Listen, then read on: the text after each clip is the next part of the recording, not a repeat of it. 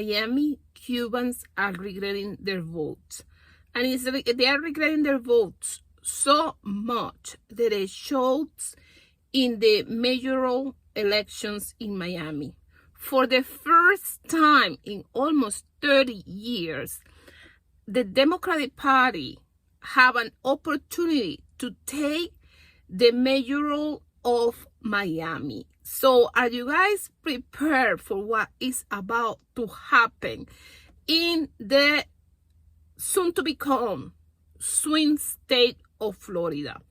Yes, and it's almost it was almost unbelievable that this can happen, but here I have just some clips on how Miami Cubans the most, are regretting their votes with everything that is happening with the food stamp, everything that is happening with deportations, everything that is happening with everything that this regime, Donald Trump regime, is putting in place, and it's affecting Cuban people the most. So stay towards the end because this video is gonna be really interesting. Please don't forget giving a like, comment, and subscribe. Help us to support liberal media, subscribing to my channel and giving a like to this video. This is gonna be really interesting, and I have some I didn't found the exactly statistic, but some approximations of how the vote can go in 2026 for Florida, and this is gonna be wow. If the orange buffon keep doing what he just been doing to Cubans and Latinos in Florida, can we flip Florida? I don't know. That's a question that we're just gonna have to, time is gonna answer, and we'll see if we can draw a conclusion in this video. I said towards the end because I'm gonna give you my real opinion. So drop a like and drop your opinion below. What do you guys think? That we can finally flip Florida and the Cuban vote? The MAGA nuts have all the subscribers, all the likes, and all the comments. Help us to support liberal media and subscribe to my channel. This is the election that has the Republicans most worried. See, Miami hasn't had a Democratic mayor in almost 30 years, but that might be about to change. In Tuesday's election, Democrat Eileen Higgins led the race with nearly 36% of the vote, and another Democrat, Ken Russell, pulled about 18%, and that means over half of Miami's voters just supported Democratic candidates in a city that's long been considered a Republican stronghold. Now, because no one hit the 50% mark, the race heads to a runoff on December 9th between Eileen Higgins and Republican-backed Emilio Gonzalez, who is a DeSantis ally and former city manager. Now, if Higgins unites Russell's voters, Miami could officially flip blue for the very first time in decades, right in Ron DeSantis' own backyard. And here's why this is such a big deal. See, for years, Miami's large Cuban-American population leaned very Republican, but Donald Trump and MAGA seem to have changed that. See, when you start treating people with accents or brown skin like second-class citizens, even those who once voted for you, well, they notice. And the same thing happened in the 1960s. Republicans drove black voters away for generations with their racist Southern strategy. And now they're doing the same thing to Latino voters. Trump's ICE bounty plans, his rhetoric about immigrants, his public disdain for anyone who isn't white, native-born, or compliant, well, it's all coming back to haunt him because these voters are done being scapegoated. Now, if Elaine Higgins wins this runoff, it won't just be a local win. It'll be proof that the MAGA movement's fear-based politics are collapsing under their own hate. And history tells us one thing. Once voters leave a party over racism, they don't ever come back. So Miami, Florida is officially the city in the United States with the highest amount of senior citizens that are on SNAP benefits, which is, EBT, food stamps, whatever you want to call it. The Republicans control the House, the Senate, the Supreme Court, the presidency, every single lever of power in this country, right? And if no agreement is reached to reopen the government very, very soon, next month in November, 42 million people in this country are at risk of no longer receiving food stamps, EBT, overall SNAP benefits, right? That includes senior citizens, that includes children, that includes people with disabilities, that includes just low-income people overall, right? And it's pretty sad and at the same time ironic that here in Miami is where we have the highest level of seniors in the entire country that are on these kinds of benefits. Because on one hand, it's really, really sad and messed up that someone that has worked 20, 30, 40 years in this country, that has earned their retirement benefits, right, can no longer receive them because of a government shutdown. You know, with the cost of living in Miami that's extremely high, the economy in general that's terrible, it's unfair for seniors to not have that assistance to be able to at least eat dignified every single month. But on the other hand, Donald Trump won the election in Miami-Dade County with 55% of the vote. Numbers don't lie.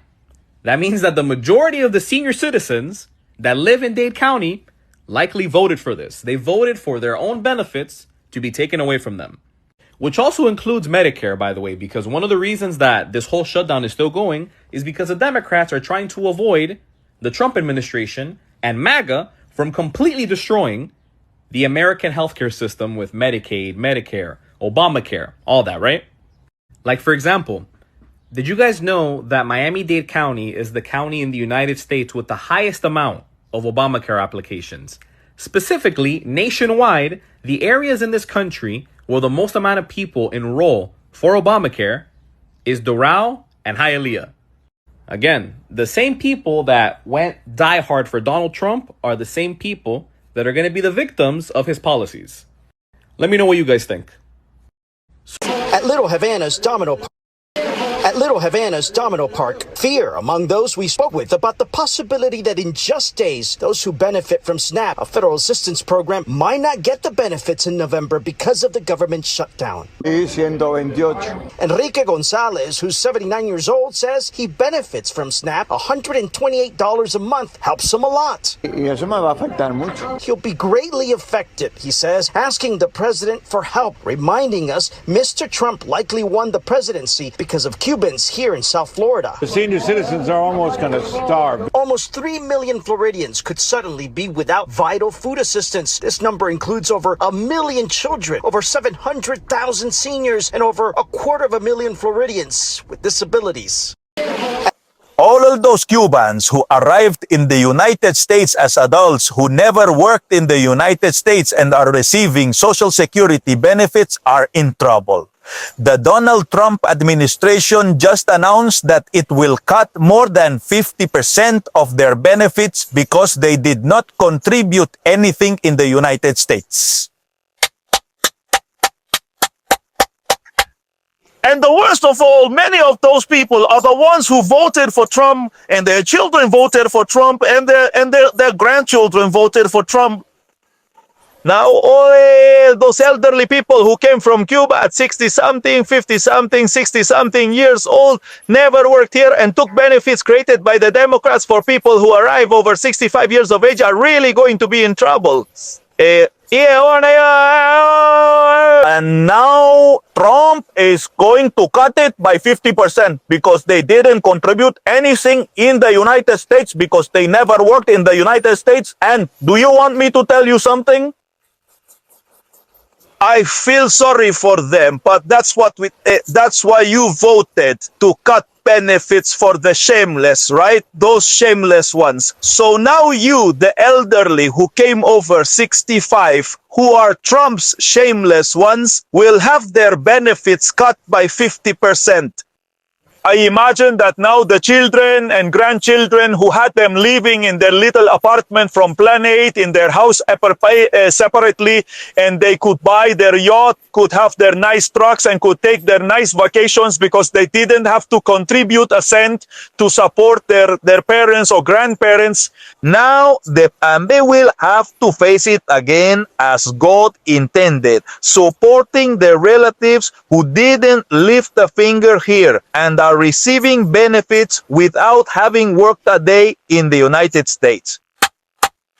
These are the little things that Trump does. Sometimes I think I should be a Trump supporter. Then he does something else and I don't. But these things are very good. They are very good because these are the same people who voted for Trump. The children and grandchildren of those people are the ones who voted for Trump. Well, you didn't want the waste to end and for everything to be fine. Here is the Trump era. All those... This is the thing. Miami Cubans, for the longest of time, they have use the government assistance programs. They know how to use it. They know how to utilize it so they can get the most benefit out of it. I'm not saying there are all the Cubans in Miami. Of course, we cannot generalize, of course, but they have been using those programs, okay? Some of them came to the country when they were too old to even, okay, be able to work. Some of them was already in the age of retirement. That's what, this is the thing. One of the things the FAFO Cubans the most is because some of them came at age 55, 60, okay? They were American citizens and they just asked for their parents. They brought their parents here and they get the benefits, of course, the minimum benefit. I believe it's $1,200 a month. The parents get the minimum benefit that Social Security have to offer for the people that didn't afford to the system. This is not only available for Cubans. This is available for anybody that didn't afford to the system and didn't have the time to work and they become older in age and they need some kind of support. It comes like for disability, and the government and the Social Security Administration offer to these people the minimum amount they can get, okay, for retirement. Some of these people, they are daughters, they are parents, sorry, they are parents of younger people. So those benefits are going like half away, okay? They're not going like completely away. They are saying that they only gonna pay half of the benefits to the people that didn't afford to the system, okay?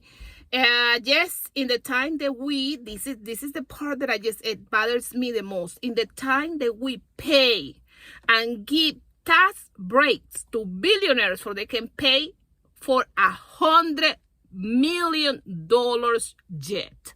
This is the point where we are. That we are taking benefits for $1,200 for a person. They pay their taxes, because even if they don't pay their taxes, they don't pay a whole lot in federal taxes. They still pay Florida taxes, okay? They pay taxes with the things that they buy. So we just keep taking the little money that taxpayers can do to give it to billionaires that pay no taxes. Only for what? To pay for $100 million jet. And if you guys don't know, we are about to have the first trillionaire in the planet. Trillionaire. But somehow, the people that only make $1,200 a month, if they need it because they are older in age, those people cannot have it. You are on a wet farm, okay? What? You say what? When you pick a tomato from the farm. No, I don't fucking farm a guy like you. You're marketing because you live in Florida, no? These are the Cubans that voted for Trump. They're fucking racist. They're hypocritical. Because him himself, he came through the border. Illegally, he crossed over, but thankfully he had wet foot, dry foot. And then a year and 1 month later, he applied for his residency and he applied for the Cuban Adjustment Act that was given to him by Democrats. But then he goes ahead and he votes against his own interests. When right now you have Donald J. Trump taking away and deporting Cubans. And he's fine with that. Because he feels that he's superior than everybody else. He feels that he's a gringo. That he's accepted by the MAGA cult. But at the end of the day, if it were up to them, you wouldn't be in this country. You fucking piece of shit. And I'm sorry on behalf of the Cubans that are like this. I truly am. All right? But not all Cubans are like this. I just want you guys to know that. But the ones that voted for Trump, unfortunately, yes, they're like this. Let's go show him how you guys feel about this. His username is Otto Bagadi on TikTok. His name is Ariel Medina. Go figure, Ariel. Let's go say hi to Ariel. Take care.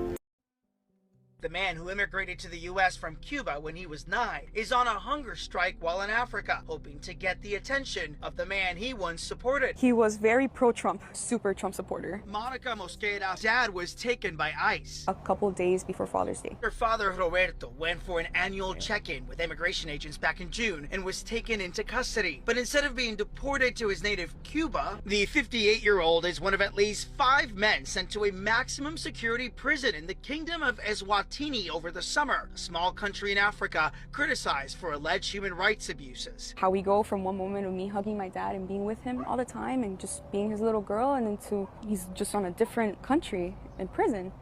For what? He did his time years ago. The Department of Homeland Security highlighted Roberto Mosquera as the worst of the worst, stressing he was a convicted murderer. It's kind of messed up that you guys are labeling my father as a murderer. We found Mosquera has a lengthy criminal record in Miami-Dade, and it shows he was convicted, not for murder, but for attempted murder back in the 80s. He spent years getting his life back on track. He is a plumber. Very, very hardworking. His attorney adding now his life is on the line. Monica tells me she's very concerned about her dad in this hunger strike. She hasn't heard from him in over a week. His attorney alleges not only is this against international law, you have a man in a prison on no charge. So this is a crazy story. Imagine you get deported, but you get deported to the wrong country. Now, I don't know if his hunger strike resulted in Donald Trump doing anything, because I don't think he knows who you are. But yeah, some of y'all Cubans in Miami, I know how y'all roll. So, you know, good luck, I guess. I will vote for Donald Trump, even though he keep deporting y'all. Okay, I have a question for everyone who lives in Miami, South Florida area. If you do not live in the South Florida area, keep swirling. Okay, now that they're gone, I want to know what happened. Why do the Cubans and Colombians here hate the blacks so much and make it blatant obvious? Like, I do not understand. When I'm in Cali, different Latinos, but me and the Mexicans, great. New York, Puerto Ricans, Dominicans, blacks, great. In South Florida, oh my God, the Cubans and Colombians go out their way to be rude, nasty, and racist to us, and I don't understand it. And of course, I'm not saying all. Don't ever get it confused. I'm never saying all. I have some really close friends that are Cuban, love them to death. But the majority is wild. Like, it's so weird to me. And there's so many Afro-Cubans. So I'm like, do you guys treat the Afro-Cubans like this in Cuba? Like, how is this going? Like, they go out their way to be rude, nasty, and racist and let you know in their face. They're damn near worse than the white people that are racist. I'm like, what are we doing here? Like, I have a homegirl, love her down. She's Cuban. She looks more like a lighter complexion Cuban, but she has like 4C hair. And she even tells me how hard it is for her family. Like, oh my God, it's embarrassing. Straighten it. And I'm like, why? But like the other day, I was staying like an hour away from my house in South Florida, so I decided to get a hotel because I didn't feel like driving an hour was going to be at night. The guy at the front desk, so rude, nasty to me. Check-in's at 3. It's like $2.50. I see a Latino woman in front of me check in, and after me, let somebody check in. Nope, you better wait. Blah, blah, blah, blah, blah. And you can't lay on the couch. You can't do this on the couch. I'm like, sir, and I literally just like lean on the couch on the pillow to wait, like on the armrest. I'm like, okay. Then in the middle of the night, I come down to buy something from the store in the hotel. He's like, the store's closed. I'm doing inventory. I'm like, oh, okay. Well, I can wait. How long would it be? All night. You mean to tell me the store's closed all night? Really? 10 minutes later, I'm in the hallway getting some ice. I see a Hispanic man and woman coming in with drinks. So where'd you guys get it from? Oh, the store downstairs. I said, he said it was closed. Oh, yeah. He just took the rope off and opened it for me because it was just a rope. I'm like, what? Like, and that's just a small thing. I mean, it happens every day. The other day, I'm in Walmart, self-checkout, bringing out stuff. And mind you, I'm bringing out stuff for work. So I got like a lot of little candies and gum, little cheap stuff, like $1 or $2.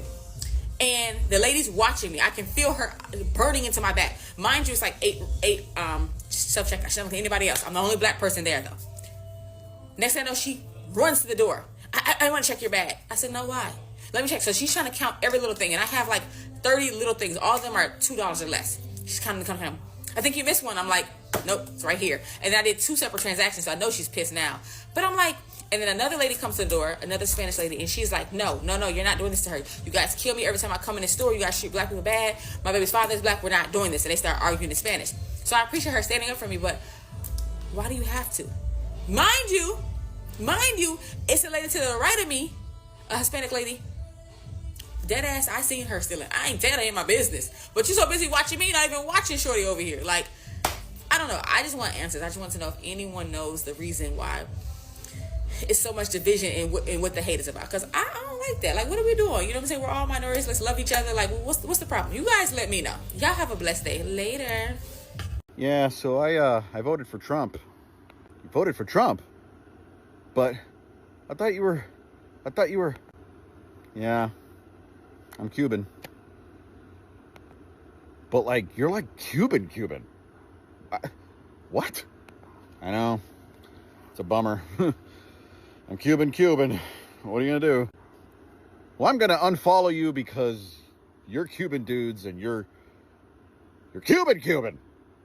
The Trump administration has been quietly sending Cuban immigrants to African countries and busing them across the Mexican border to Mexico.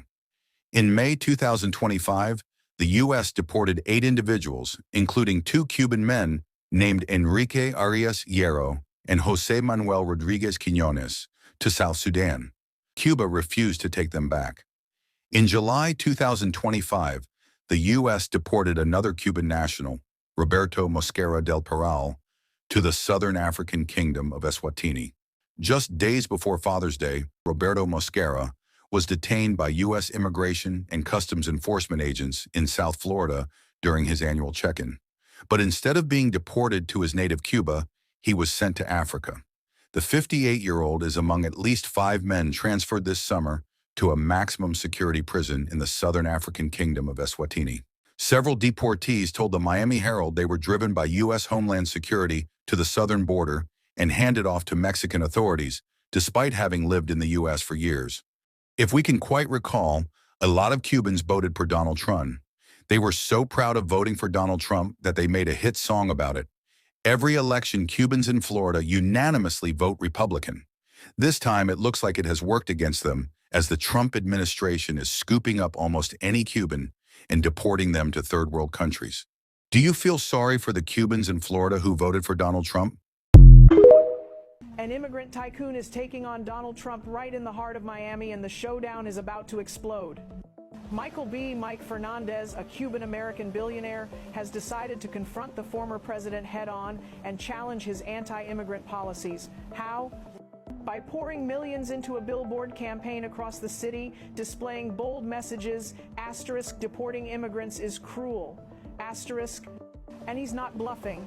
Fernandez has already declared he's ready to spend up to $30 million on this political war.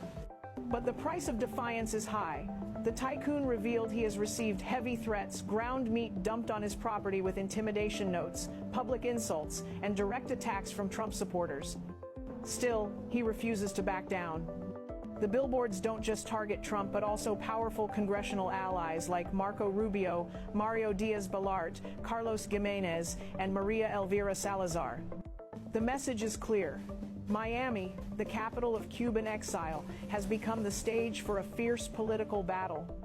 The big question remains, can one solitary tycoon shake the political empire of Trump in one of Florida's most conservative strongholds? The war has already begun, and Miami is the battlefield. Almost 50,000 Cubans from the Miami area in Florida are facing deportations. That's because thousands of those Cubans filed for political asylum and were granted political asylum, except they went back and visited their homeland of Cuba. Well, the big deal is that when you file for political asylum, you're declaring that your life is in danger in your home country.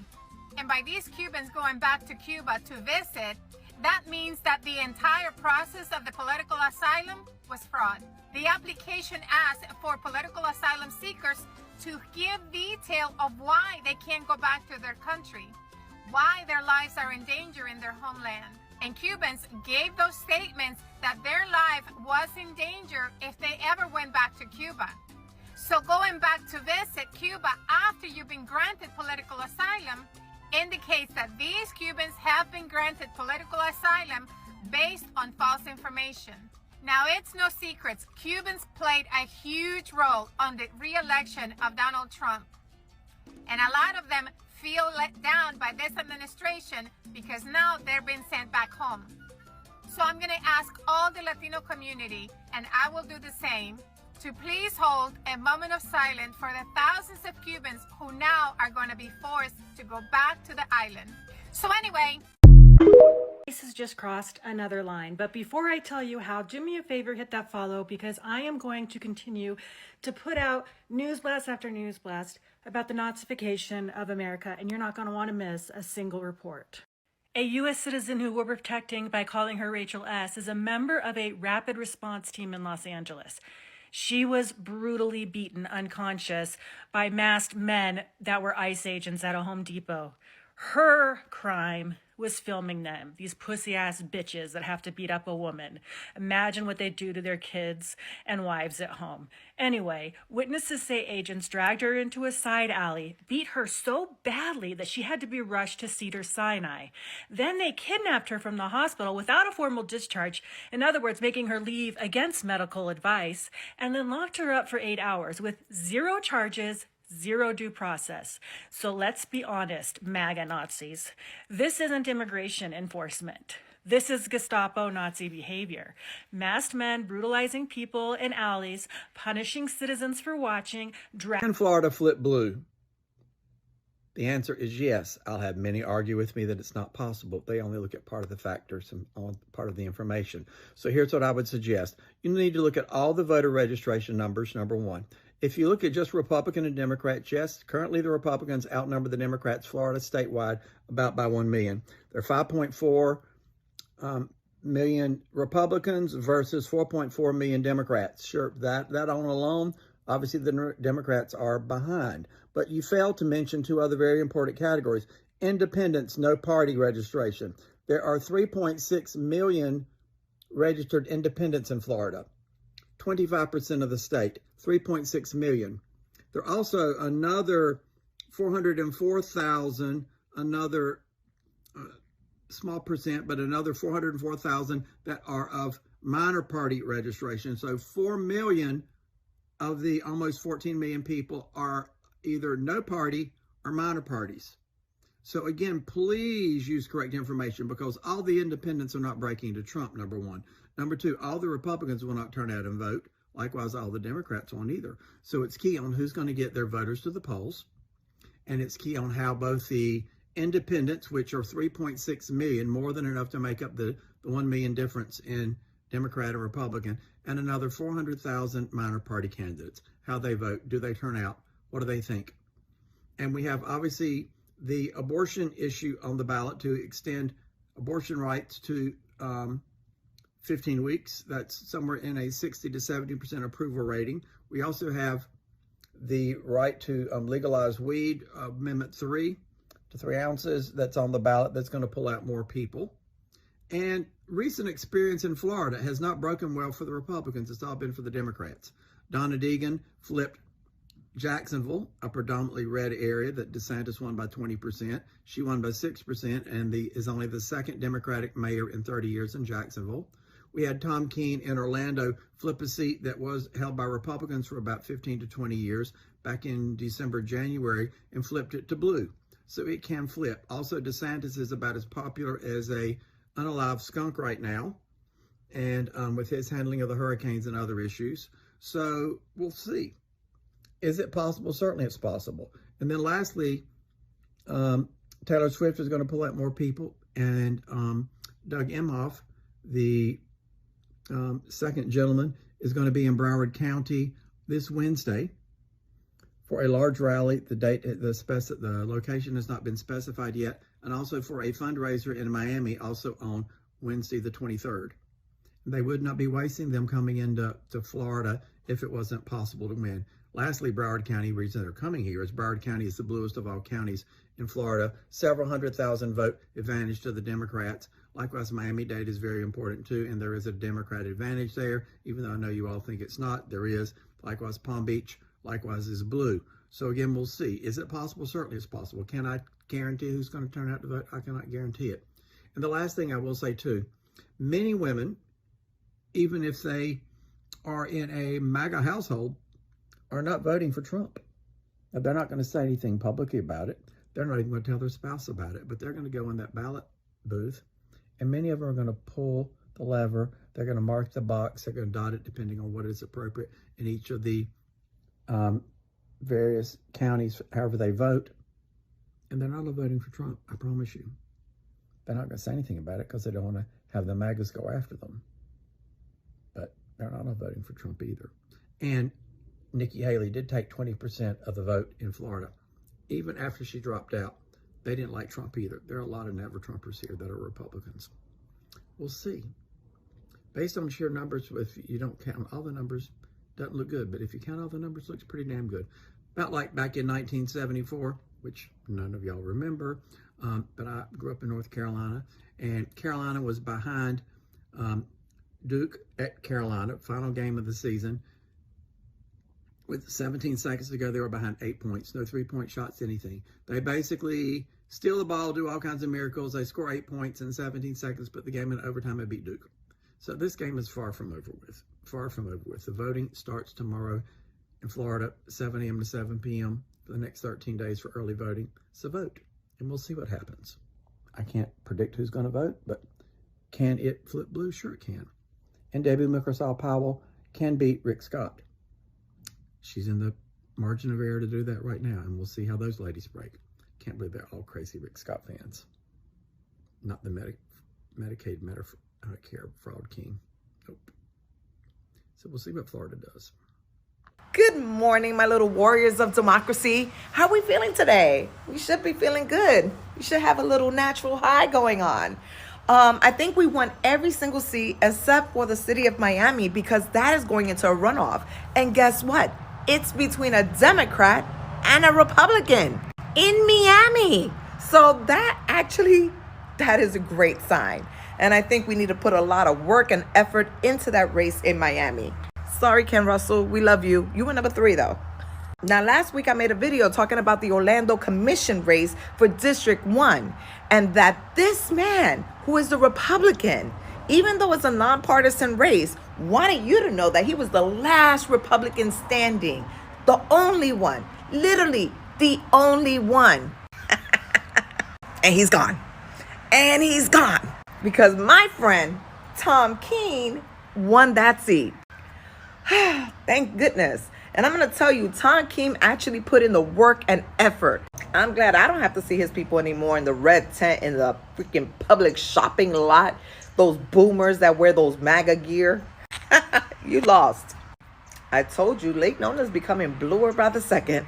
If you don't see this as a referendum on the Republican Party, I don't know what is. Stay blue, my friends. Stay blue. And congratulations. A growing number of Cuban-American Trump voters are waking up with a case of political whiplash. After backing the former president in hopes of economic revival and, only deporting the bad guys, some are now watching their own families get swept up in ICE raids and deportation proceedings. One woman in Florida says she voted for Trump thinking he'd only deport criminals. Instead, her husband, a father of 2 with no criminal record, was deported right in the middle of his citizenship interview. Surprise! You are the others you thought you were voting against. Turns out campaign promises don't come with a warranty. As one disillusioned voter put it, I didn't vote for the deportation of Hispanics, but for the deportation of criminals. Well, the fine print says otherwise. More at 11, or whenever reality checks clear. I will vote for Donald Trump.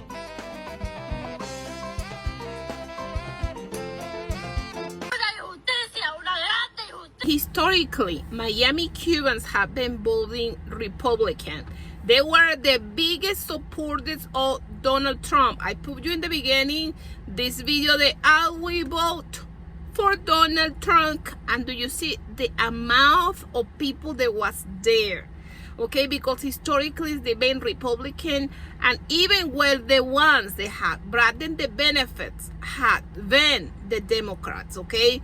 Racism had something to be in there, okay, because somehow Cubans consider themselves more European, and somehow they consider themselves wider of the other Latino population, and that influence of racism had something to be in there. It's a lot of racism in Miami, and that had influenced the vote for Cubans voting Republican all the time. Okay, also because they consider themselves the Democratic Party is the party of the black people, and they somehow don't want to be associated with this. But this is shifting, and it's shifting really fast, because one thing is a screen on the top of your lungs, mass deportations, and the other thing is seeing happening these mass deportations. Okay, remember the orange buffoon told them, I only going to deport, mass deportation to criminals, mass deportations, and it's not that many criminals. So after you deport the supposed to criminals, what do you have left to deport? You just only have regular people to deport. And how they are seeing in real time how these people is being affected, their own family members, grandkids, parents, sister, brothers, and they're seeing how ICE had no disregard for nobody, and they deport people in the most cruel way. Also, alligator Alcatraz is something that is affecting Cubans, because they did it in the middle of the Everglades, for all the Cubans can see that they were not welcome. Okay, the Republican Party, the MAGA, not Republican Party, the MAGA white supremacist group, because we need to call things in the way they need to be called. MAGA is a white supremacist group. Yes, and even when the Cubans are in their majority white, I guess they are not white enough for MAGA. And they are now suffering the consequences of that. The key issue here is how the Cubans, okay, they believe they were superior to everybody else. They are losing all their benefits, retirement benefits, food stamp benefits, immigration benefits, and how they are being deported by the mass. And be deported with a cruelty that we never have seen before. Yes, and this is impacting the population of Miami. Okay, definitely it's a big possibility, and you guys gonna think that I'm dreaming. Jenny, you are just such a dreamer. Maybe I am, but we had to keep hope. Okay, we had to keep things hopeful. And it's possible, really big and really huge, that Florida can turn blue. Okay, this is what we're looking right now. Yes, you're gonna say, yes, the majority of the population of Florida is a registered Republican. But we also have to see that it's a big amount. It's like 3.5 million, I believe, or 3.1 million, between 3.1 and 3.5 million in Florida, or independents. Okay, independent people. There is no register. It's not registered as a Democrat. It's not registered as a Republican. These people can swing their vote in Florida at any time, and they can swing the elections. Like they are calculating by the year 2026. Republicans, the Florida is gonna be blue. I don't know. I'm just waiting to see that, because I do really want to see that happen. Okay, but guys, I just wanted to say thank you for staying towards the end of this video. Please don't forget giving a like, comment, and subscribe. The MAGA nuts have all the likes, all the subscribes, and all the comments. So help us to support liberal media and subscribing to my channel and giving a like.